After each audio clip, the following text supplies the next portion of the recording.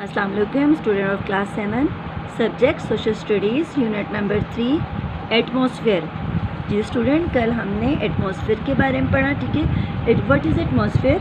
Our earth is surrounded by a blanket of the air called the atmosphere. ठीक है, हमारी ज़मीन के इर्द गिर्द हवा का एक ऐसा गिलाफ मौजूद है जिसको हम कुरे हवाई या एटमॉस्फेयर कहते हैं। आज हम पढ़ेंगे इसमें जो हमारा आज का टॉपिक है वो है significance of the gases in the atmosphere, कि कुरे हवाई में जो गैसेस हैं उनकी अहमियत क्या है। ये जो फर्स्ट गैस है वो है nitrogen.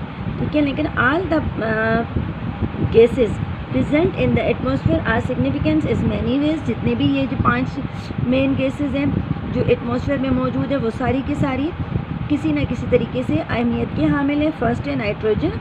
It is essential for the plant growth and help in the putting out fire.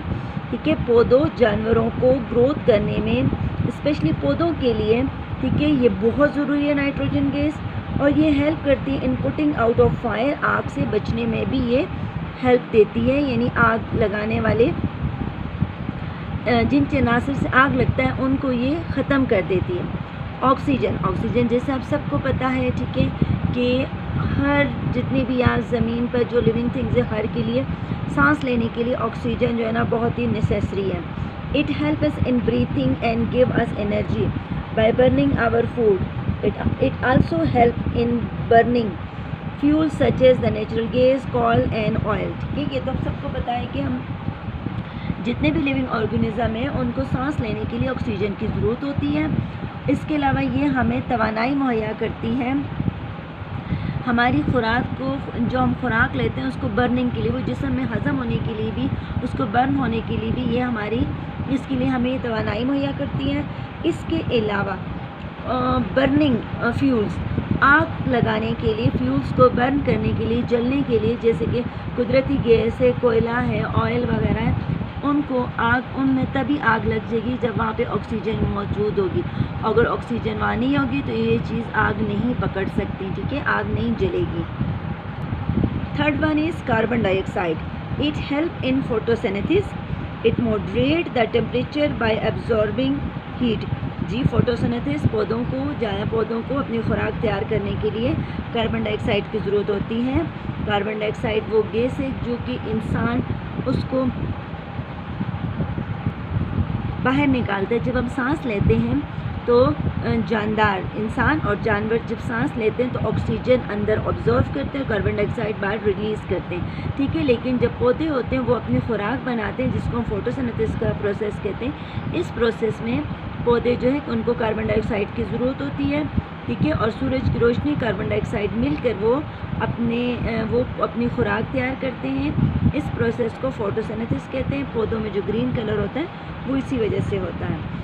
इसके अलावा कार्बन डाइऑक्साइड क्या काम करती है कि moderate the temperature bye absorbing heat का, यानी हरारत को जज़ब करने के लिए भी ये टेम्परेचर को मॉडरेट करती है। ओजोन, जी, it prevent us from harmful ultraviolet rays of the sun. सूरज से जो अल्ट्रावायलेट यूवी की जो रेज आती, शुआएँ आती हैं जो कि नुकसानदेह होती हैं, उससे हमें ये बचाती हैं। जी स्टूडेंट, ऑक्सीजन और कार्बन डाइऑक्साइड वो गैसेज है जिनके बारे में आप मुसलसल साइंस में प्रीवियस क्लासेस में पढ़ते रहे हो। ओजोन का जो है ये एक मतलब आपने शायद इनके बारे में कम ही पढ़ा होगा। सूरज इस हमारे अर्थ पर रोशनी और एनर्जी का एक मेन सोर्स है।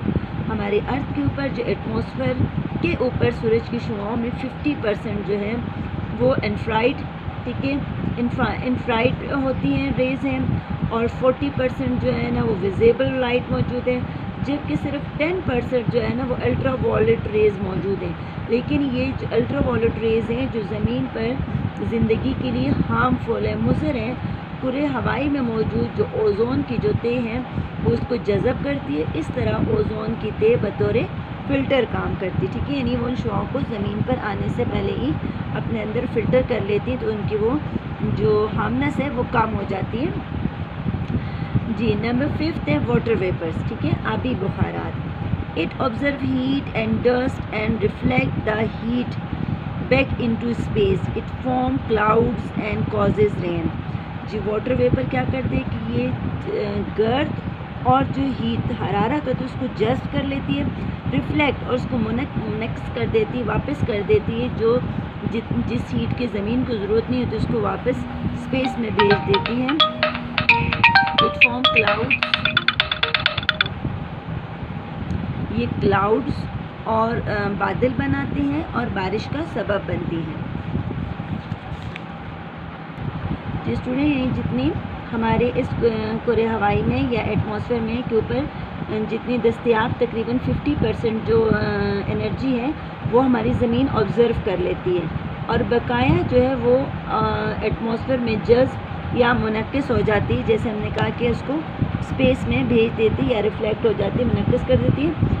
उसमें जिसको मुनक्किस होता है उसमें आबी बुखारात, वाटर वेपर्स होते हैं, कार्बन डाइऑक्साइड भी है और दीगर गैसेस जैसे मीथेन, नाइट्रेट्स, नाइट्रो ऑक्साइड की मामूली मिकदार है, क्लोरोफिल वगैरह, कार्बन्स भी, ठीक है, CFC के मरकबात भी शामिल होते हैं जो कि वापस स्पेस में चले जाते हैं। जी स्टूडेंट, आज आपने होमवर्क में ये 5 गैसेस का, ठीक है, इनके नाम और इनके सिग्निफिकेंसेस यानी इनकी अहमियत आपने याद करनी। ये पूरा पैराग्राफ आपका आज का होमवर्क है, ठीक है। ये आपका एक शॉर्ट क्वेश्चन का आंसर भी आपने इसको याद करना है होमवर्क में।